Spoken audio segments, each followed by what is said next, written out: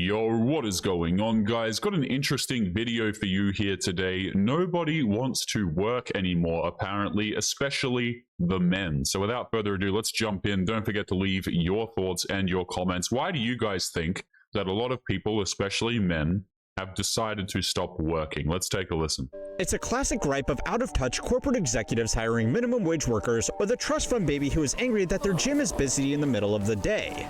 Nobody wants to work anymore. Now, I really hate to say this, but by looking at the numbers, they might have a point.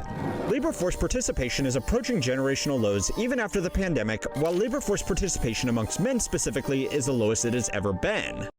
Yeah, of course it's super low, man. Lots of dudes are opting out of this because it simply isn't worth it anymore. You know, back in the day, you would work really hard, you would grind, you'd make money, you'd be able to buy a house, you'd be able to support a family. These days, as much as they say, oh, don't worry, inflation's stabilizing, you know, no, it isn't. People are getting screwed over. Your money is not worth nearly as much as it used to be worth.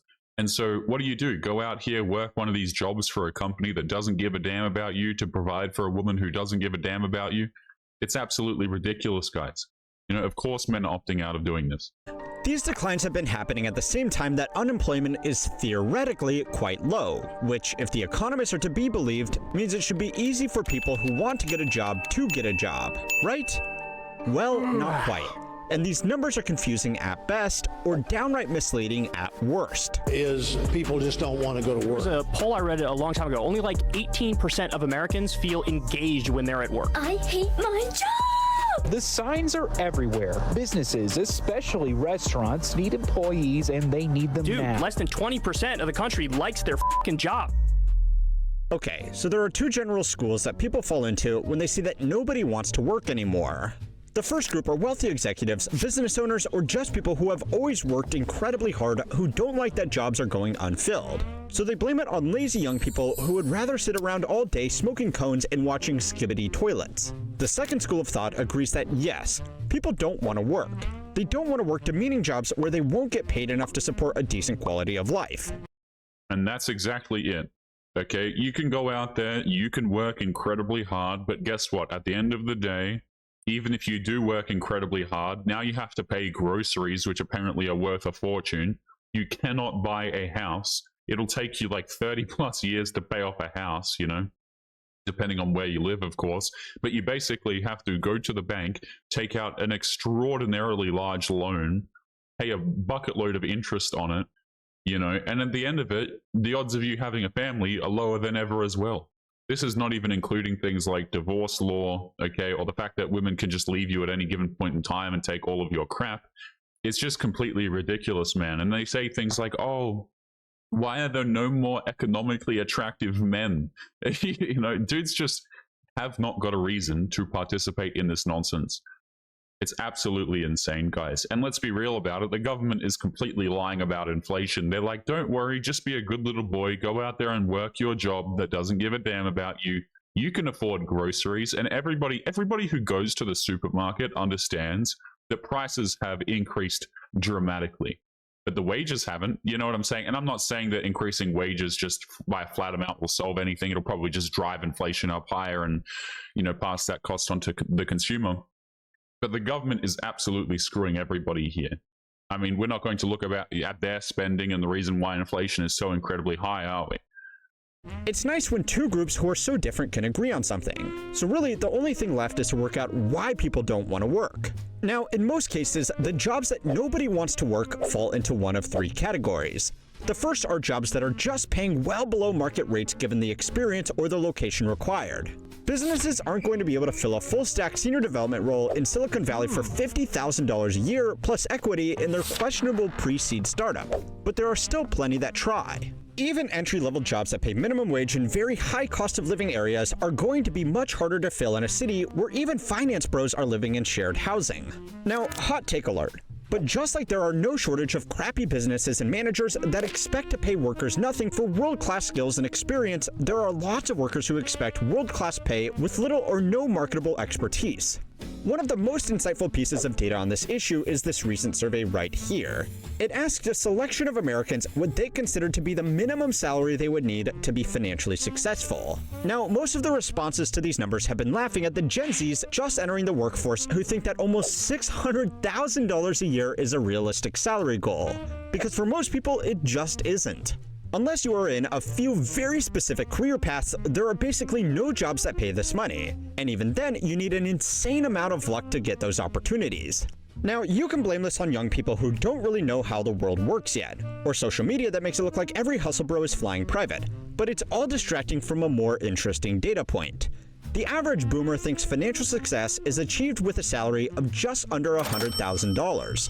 According to the Bureau of Labor Statistics, this is still almost double the median national salary. I've actually seen a lot of videos like this where they go around and they ask people, you know, specifically women, oh, how much would a man have to earn in order to have a relationship with you? And they just have, I'll put it this way, they don't live in reality whatsoever. They're throwing around figures like 300,000, 600,000. Oh, my man needs to make this, he needs to make that.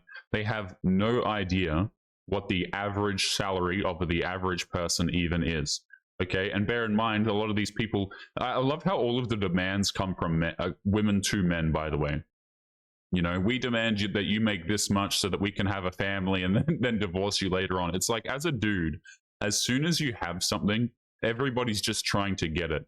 You know, the women are trying to get in relationships with you because, let's be honest, they know that they can leave and take it. The government is immediately trying to tax you and take as much as they possibly can. And then we're left with the question, oh, why is it that dudes don't want to work anymore? Okay, I don't think that men are really given an incentive to go out there and work. I don't think that they're given an incentive to go out there and have families, to have relationships, and so on. I think a lot of these things are very severely breaking down.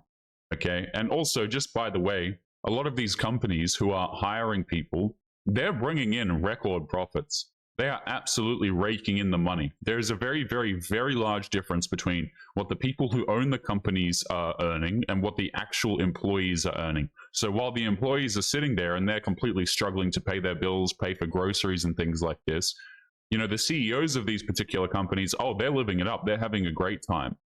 There's a very, very large difference between these two groups of people. I think a lot of people do want to work. They just don't want to feel like they're being scammed, and they actually need to be working and it actually progress towards something. You know, they don't want to be slaves for a system that doesn't give a damn about them. A lot of people will happily work so long as the compensation and the environment is actually worth it.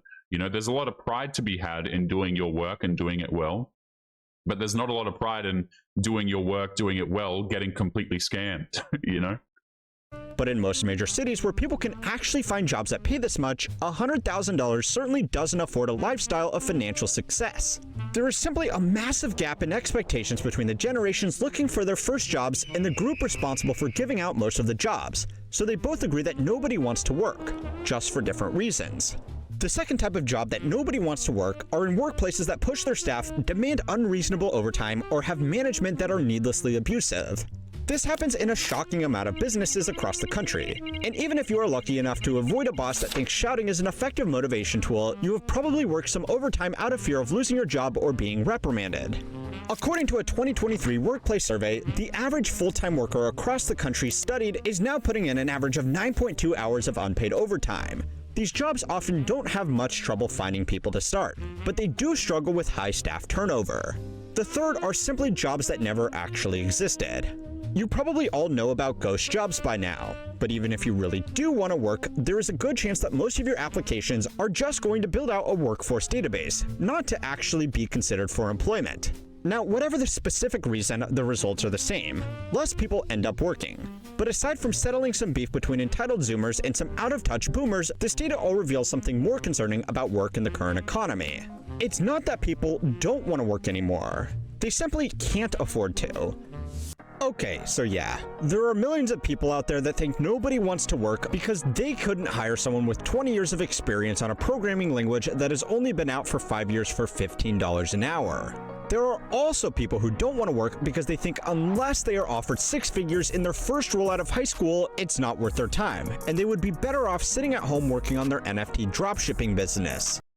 I actually see a lot of this as well, is you have these people who go to universities, okay, they get their degrees, they think that they're super educated, but really they have an incredibly useless piece of paper. You know, they didn't study to become an electrician or something like this. What they did was they went to university, they spent a whole bucket load of money, now they're in incredible amounts of debt for a degree that has no practical application whatsoever. I think universities, guys, I don't know why nobody talks about this. Universities are absolutely a business, and they want people in there. They want people to study their courses, and they will do things to get people through the door so that they can generate more income. They might even make classes that aren't exactly useful. For example, I see a lot of this with you know, the younger women. Okay, they go to these universities, they get some useless degree, and then they try and join the workforce, but you know, they have to continue being a coffee barista because their degree is useless.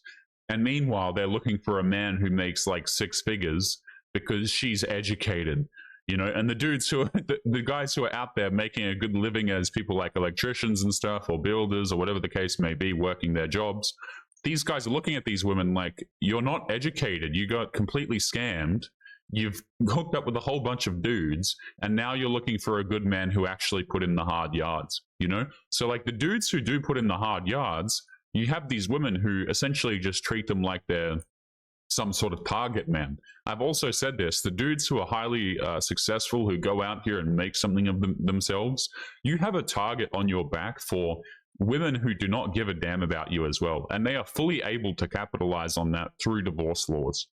Insane to me, man. But yeah, they leave college, they have an incredible amount of debt, they've studied something useless, and now they're ready for that 100K a year job. And all the bosses are looking at them like, I'm not hiring this. And then they look to the men, well, like, please marry me. And the dudes are like, nope. It's not worth their time, and they would be better off sitting at home working on their NFT dropshipping business. Both of these groups definitely exist in shockingly large numbers, but even though it's really fun to make fun of both sides, it distracts from the much more important reason why labor force participation is getting worse. Well, as you might have been able to guess, this trend is really being driven by specific age groups and specific locations. If you look at labor force participation and exclude the youngest generation of workers and the oldest generation of workers, it's actually approaching all-time highs, which really makes sense when you think about it. It's common for both men and women to work full-time these days, and for most households, it's simply a financial necessity. Yep, this has happened ever since women wanted to join the labor force, guys. I've been saying this as well. This is something that's incredibly funny to me, is you basically had women come out and say, well, a small group of women at the start anyway, say, oh, we're strong and independent, we want to be able to work, we want to join the workforce. And so men and society said, okay, not a problem. And of course, they were allowed to join the workforce. Now the government can tax, essentially, they have twice the taxable base now. You've halved essentially the cost of labor. And now it's almost required for both people in the household to work to even pay the bills in the first place. Isn't that crazy, guys? We used to have a society in which, okay, men took on the responsibility of providing. They would go out there and they would work, and it would actually get them somewhere. You could pay the bills, pay your food, get a house, have your family, right? But nowadays, it's like both people go out there working and you're still completely screwed. It's going to take you like, 20 plus years or whatever the hell it is to pay off your loan for your house that you had to go to a bank in order to get. And you're just being completely scammed. You're essentially being farmed. And a lot of guys are not really interested in doing that. Also, a lot of guys are not having families. They don't have girlfriends. They don't have wives these days. And so what happens is men can afford to live on a lot less. I've heard dudes say, I used to be married. I got a divorce. I got out okay. She didn't take all of my crap. And now my expenses are like a third of what they used to be, or even a quarter, because the women were so damn expensive. But yeah, this is funny to me, man. Women wanted to join the workforce. We gave it to them, and now everybody gets screwed. And of course, a lot of women are coming out now on TikTok saying that they don't want to work anymore, right? I want to provide a man. I want to go back to the way things used to be. But nope, the government has got a taste of that tax revenue, and they are not letting go. So yeah, even if people don't want to work anymore, they kind of are stuck doing it anyway. The reason labor force participation has fallen off in general, though, is because the average is being dragged down by a lot of young workers and old workers. The old workers are the easiest to explain. As people started living longer, retirement ages were pushed back, and more of the population began working in non-physical jobs. As a result, a larger share of the population over 55 remained in the workforce. This has started to reverse though, as self-funded retirement systems and general asset prices have allowed a lot of over 55s to step back from the labor force, especially after COVID, as a lot of people received severance packages and decided that an early retirement was better than going back to the office. Labor force participation from young people just entering the workforce either out of high school or college is also pulling down the average, just for different reasons. More people than ever are getting a college degree, which means they are starting to work later, and fewer people are working part-time jobs while they study because for many, it's simply not worth it given how much debt they are going to be in when they graduate anyway. This might not also be a shock to you, but it's getting really damn hard to find a job out of college. A few months ago, a post from a professor at Berkeley made the rounds after it spoke about his top students from a top college struggling to find work in technology, an industry that was hiring highly intelligent graduates like this as fast as they could make them just 24 months ago. Previously, a Berkeley CS graduate, even if not a top student, would receive multiple appealing job offers in terms of work type, location, salary, and employer. However, outstanding students, like those with a 4.0 in major GPA, are now contacting me worried because they have zero offers. I suspect this trend is irreversible and likely part of the broader trend impacting almost every employment sector. It's pretty grim stuff coming out of one of the best schools in the country. Yeah, I don't know too much about this, but I would assume also this is just because they've diluted the hell out of the quality of the students as well. Again, you start adding on all of these useless degrees and things like this. Companies aren't exactly going to be jumping at the heels to snatch up your students and to employ them and things like this, right? And also, a lot of universities have straight up just transformed into indoctrination camps. They really have. A lot of them are not there to actually teach you things. They're not there to provide anything of value. Guys, I remember being back in school. Never once did they teach us about taxes or anything like this, by the way. Now, granted, that wasn't a university, but universities aren't a lot better, man. I mean, you have all this DEI crap. We have to learn about people's, you know, just nonsense that doesn't actually affect the business. I think the people who are hardworking, who are actually there to do the job, are also incredibly punished by these people that come out of these universities. You know, I've heard lots of stories of dudes being out there in the workforce. They've been bought by some big company, and then they move in all these people who are telling them what to do, who just fundamentally have no idea. You know, you've got dudes who have worked the job for 20 years, new management comes in, tells them to do it a completely different way, and then shocker, the business doesn't work out anymore because it's not being done in the correct way. You know, like the people who actually have expertise, by the way, are being completely ignored a lot of the times. They go out there, they work their jobs. You've got some manager, you've got some boss who has no idea what the hell the job is supposed to be doing. They're just there to make quotas or to make the environment look good.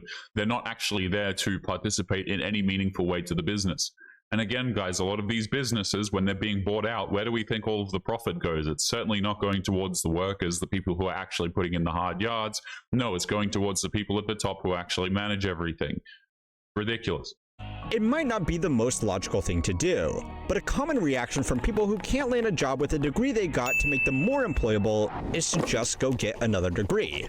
The rate of master's and PhD recipients has grown even faster than people getting an undergraduate degree, because that's now normal to stand out in a highly competitive job market.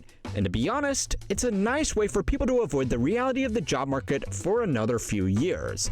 Spending another 2 to 8 years at college to get advanced degrees means people aren't in the labor force, which pulls down the average to look worse than it really is. So those are the ages that are perpetuating this dumb myth. But this trend is also highly dependent on location. And to see that, you need to go to the place where apparently the absolute least amount of people want to work.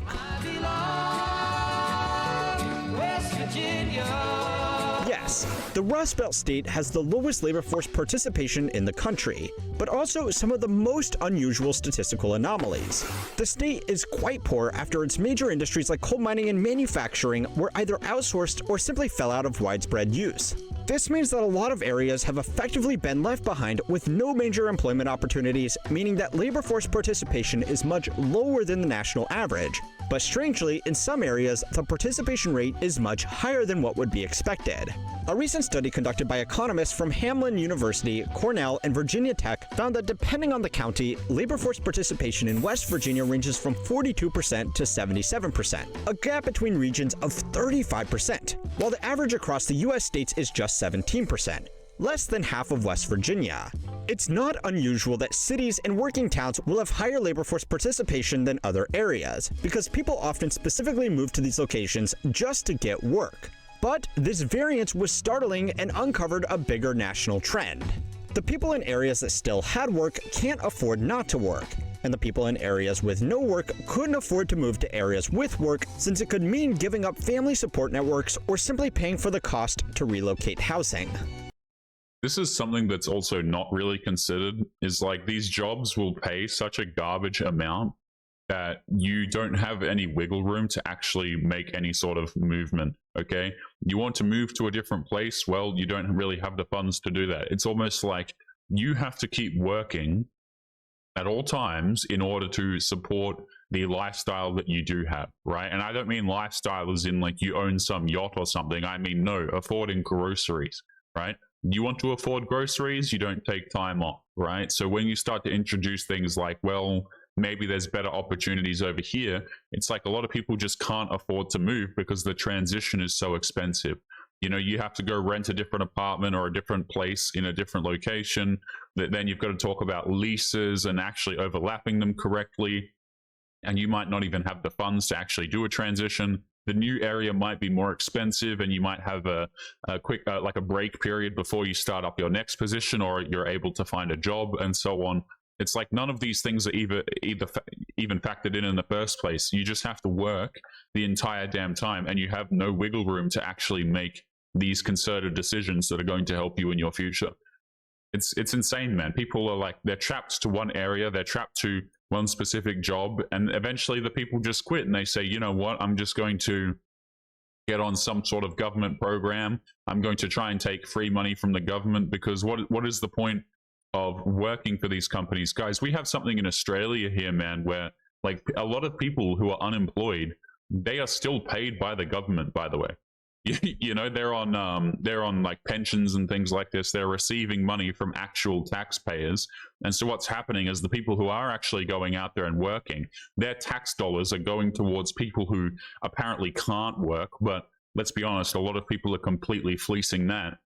So the people who are working are just getting completely scammed from every different angle. They're getting scammed by the government because the government is taxing them. You know, a lot of the dudes who go out there and work really hard and actually have something, women are trying to take that from them as well. And then you have, you know, the fact of where your money is even going to. You pay taxes, and a lot of the things that it's actually funding are not things that you agree with, and they're actually facilitating people not working. So it's like, what the hell even is this, guys? It's so stupid. And then they're like, well, men aren't working, bad men, toxic men, and so on. And then we get all of the shaming language thrown at us. A lot of people who had the financial means have already moved out of the state, only making this problem worse, as they take business opportunities and money away with them. It's a dense read because it's an academic paper. It's for nerds. But if you ever feel compelled to say that nobody wants to work anymore, I definitely suggest you have a look at it. I think people do want to work. They just want to actually have it mean something. You know, nobody wants to work, and then the money that you generate is just barely used to be able to afford rent and groceries. People aren't going to want to do that. People want to be able to work, and they'll work hard, but when it's actually worth doing so. And again, the companies that are doing these sorts of things, right? What's happening is the companies are making bucket loads of money. You know, they're doing record numbers in terms of profit. They've got like a board of CEOs, and they all earn a metric ton of money. But the people who are working for that exact same company are completely getting ripped off, and they can't afford to live whatsoever. And then you turn around, you ask those people why they're quitting, why they're not participating, and so on. And they will tell you the same thing, you know, man, I want to work, but it's just not worth it. I can't provide. I can't do anything. And then you have the issue as well of, well, dudes aren't getting into relationships. They're not having families. And so men in particular don't really see the need to provide for people. You know, back in the day, dudes would work really hard. You'd be able to provide for your wife and your kids and things like this. These days, guys, you work really hard and you're like paying off the debt of some 31-year-old single mother who previously had an OF account. It's like, no, thank you, man. It's like, you mean to tell me that I go out here, I work incredibly hard, I get my degree, or I go into the labor fields, right? I break my body, I wind up being 30 years of age. Now I have some good money. Women are now attracted to me because I have the ability to provide and look after them. And the deal is I get some like 31-year-old single mother of 2 kids to 2 different fathers who demands the world, and she's in a bucket load of debt. It's like, no, man, this is not going to work for men. Men are going to look at you like you're crazy, because you are crazy. The report itself also looks at welfare issues specific to West Virginia. But just because the state is experiencing this problem the worst doesn't mean that it's in any way just something hurting them. The trend of a few concentrated cities doing extremely well while everywhere else stagnates can make nationwide figures look good. But it also means people who want to work have an option of trying their luck for one of the few jobs left in areas with fewer opportunities, or living in an extremely expensive city to compete with everybody else fighting over a spot in the few places left where people can reliably get ahead. I've actually seen this as well. Like a lot of the women, as you know, that we normally cover here on this channel, a lot of them live in places like New York. And what happens is, like, they divorce their husbands because they think that they're strong and independent and whatever. And sometimes they don't get the money from the dudes. And now they're just sitting there complaining because they have to go out and rent an apartment in New York City, which costs them an arm and a leg. So they have to keep working. It's like, yeah, you might be able to earn more money in these very large metropolitan cities and things like this, but guess what?